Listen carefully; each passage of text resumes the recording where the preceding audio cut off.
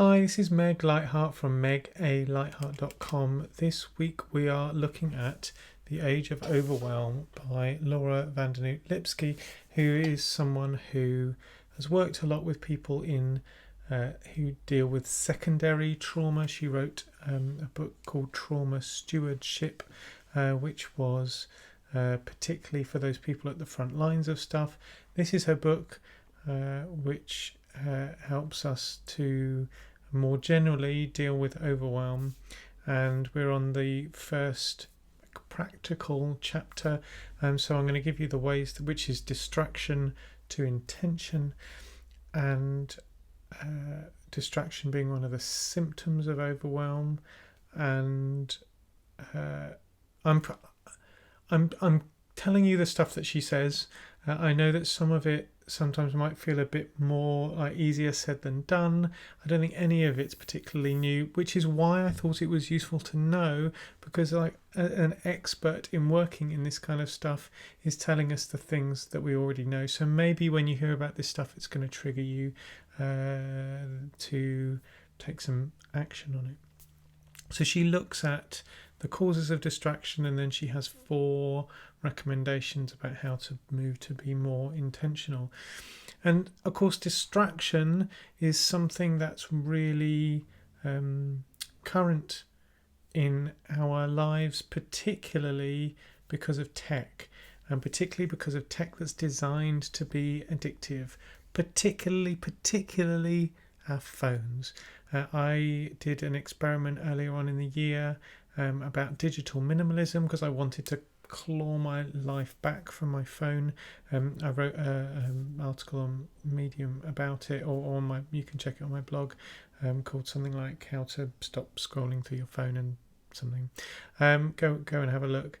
And it's not a straightforward thing, but there's this phenomenon called continual partial attention, which is basically really unhealthy for us. We also get distracted by the news and politics, particularly in the way that the industry is forcing it to become very clickbaity, and also that we get to hear our friends and colleagues' perspectives on it.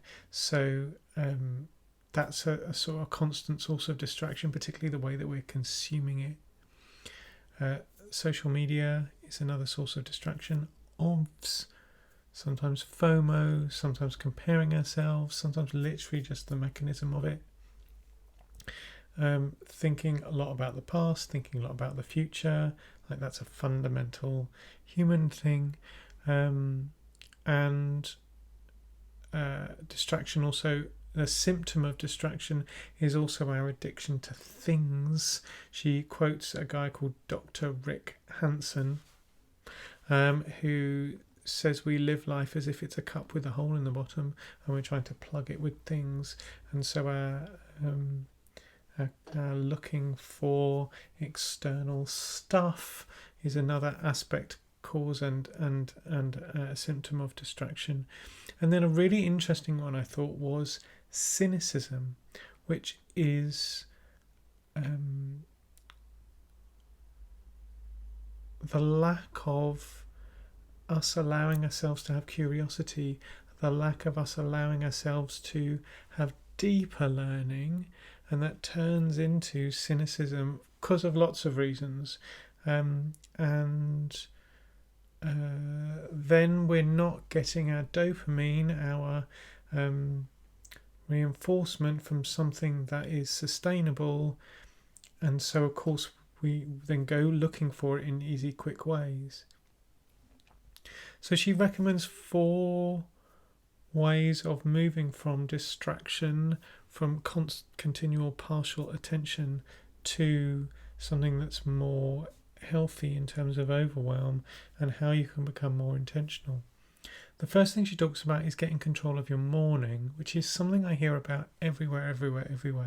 And the longer you can spend after waking up, before looking at tech, looking at the news, the more we're building up our capacity to psychologically deal with the stuff that's coming in. she talks about how can you manage the intensity and volume of distractions. And again, this is very connected to tech, where we're getting our news, how we're getting our news, where we're focusing our attention. She talks about some research that was done around 4 mental circuits which help with our have big effects on our well-being, how we maintain positive states of mind, how we recover from negative states of mind,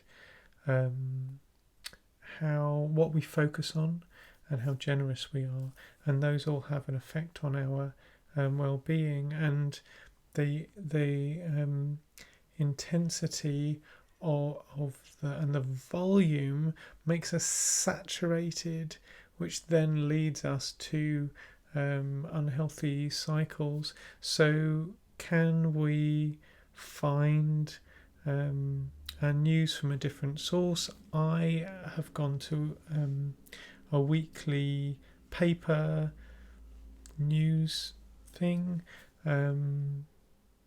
because I find that's healthier for me. Doesn't mean I don't look at some of the news, but how do we manage our interface with tech so that we have a neurological limit to how much we can do before we're saturated, and we need to be, how can you lower the intensity and volume of the distraction so that you become saturated less often. I feel really weird about this one, but she also says, how can you culture gratitude? And I feel like I'm going to be some spiritual Reiki white lady going, oh, have a gratitude journal. But there is something that, like, even mechanical acts of what are you grateful for do lead to us feeling more bonded and more connected, which are positive states for us as humans. I tend to, as I'm falling off to sleep, just replay my day from the end back to the beginning and just find, like, literally in 30 seconds, 60 seconds ago, that was nice, that was nice, that was nice, that was nice. It's actually for a bigger spiritual thing, but I don't know, maybe it's doing some good, but it is worth thinking about, and also to notice the cynicism that comes in, and the fact that the cynicism is both a cause and an effect of distraction and overwhelm. So, don't know, leave it up to you. And then the final thing she talks about is, can we create, can we have more discipline to make sure we're doing our best to have perspective? And that doesn't mean we are cold, that doesn't mean we don't care, but being able to have perspective may allow us to process stuff better and be able to take better, wiser, more timely action. And perspective seems to come from changing our focus either to something that's very now. Go and look at the videos from the Awareness for Leaders sequence. There's one called Outside Body, Inside Up. That's an awareness practice that I'd recommend, and brings me, at least, very into the present moment. And so that allows you to some perspective to go, oh, this is what's happening right now. And then there's perspective of putting things in longer context, bigger situations, and really it's another way of stopping us being saturated by the amount of stuff that's coming in. So those are some of her bits of advice about how to move from being distracted to intentional. I suppose the bigger principle here is we need to be both breaking down, letting go of the stuff we've taken on, and building up the strength to deal with the overwhelm that's happening. So the bigger question you ask yourself is, how do I move to being more intentional, which becomes a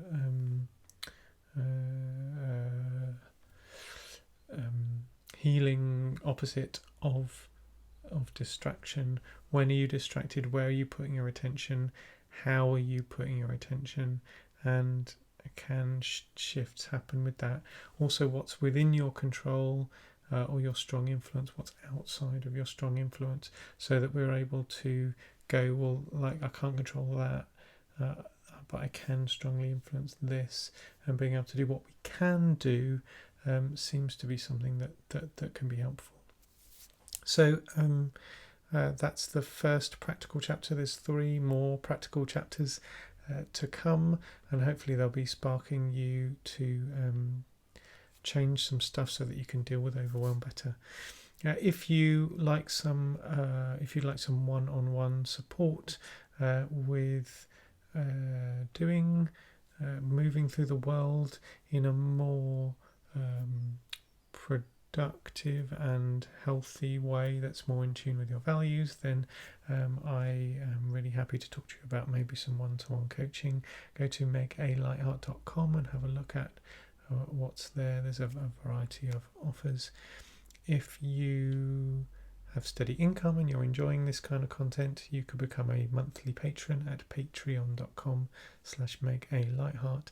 And wherever you're watching this, share it with some people, click the reaction buttons, leave a comment or a question. I'd love to hear what do you do that helps you to move from being distracted to being intentional. And tomorrow we're going to deal with that. We're going to move on to another section from the Age of Overwhelm. So I'm Meg Lightheart from megalightheart.com, and I'll see you tomorrow.